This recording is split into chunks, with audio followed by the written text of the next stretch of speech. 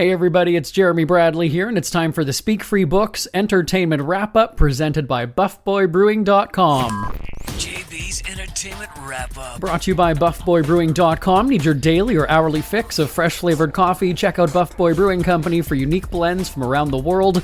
International tastes with the finest roasts at BuffBoyBrewing.com. Here's what's making news this July 1st. The Diddy trial was full of drama, and that was just amongst the jury, right? We previously heard that one of the jurors wanted to speak to the judge because he was being threatened by the group, essentially being told, "We'll meet you outside." He refused to come back after that. And now we're hearing that on the first day of deliberations, Monday, the jury foreperson sent a note to the judge with a concern about juror 25 being unable to follow instructions. What that means, we don't exactly know. Now, later in the day on Monday, the judge said that he received two more notes from the jury. One was asking for clarity on racketeering. Quote, "If an individual asks for a controlled substance and the person hands it over, is it distribution?" The answer to the question, according to the prosecution, is yes, and then the defense wanted more time to discuss that. The second note was more of a heads up that they were leaving for the day at 5. Basically, peace out, Judge. We're cutting out of here at 5.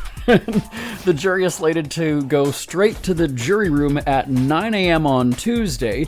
Now, depending on when you're listening to this, that might already be happening or it's over. It's 5 a.m. for us here in New York, where I'm covering the verdict for our company's syndicated radio content. So I don't know what time you're listening to this, but there's still a few hours before the jury arrives at court today. Now, we don't know how long the deliberations will continue, but last week the judge said to keep in mind that it's a holiday week, as if to say, let's get things wrapped up by then. So we'll see. In other court news, Katy Perry said that she felt unsafe with a stalker on the loose. She said a homeless man keeps showing up at her house and he won't leave when security tells him to get lost. Even after being arrested the first time, she said he returned.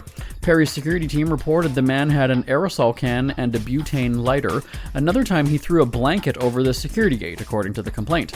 Perry filed for a temporary restraining order against the 43-year-old man, saying he's caused a concern too many times in the past. She's also added Orlando Bloom as one of the victims, even though, remember, we've heard that the two of them have split.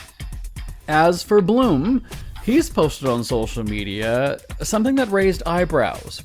Even though the couple, or ex-couple I guess, hasn't publicly confirmed the split, he wrote, "Each day is a new beginning. What we do today is what matters most. The important thing is to take the first step." That first step. A lot of people are thinking he's hinting at a new life outside of his failed relationship with Perry, and we're still waiting on an official announcement about the split. Remember, we heard that it was potentially going to be in December when she was done her concert tour. Maybe that was the announcement just there with his post. Who knows? We'll see. That's a check of your celebrity headlines for this Tuesday, July 1st. Happy Canada Day to our Canadian friends. I'm back tomorrow, or even later today, depending on how the Diddy jury pans out, right here on the Speak Free Books Entertainment Wrap-Up, presented by BuffBoyBrewing.com. Till next time, I'm Jeremy Bradley. For a great cup of joe, there's one thing you should know. Your morning brew can also be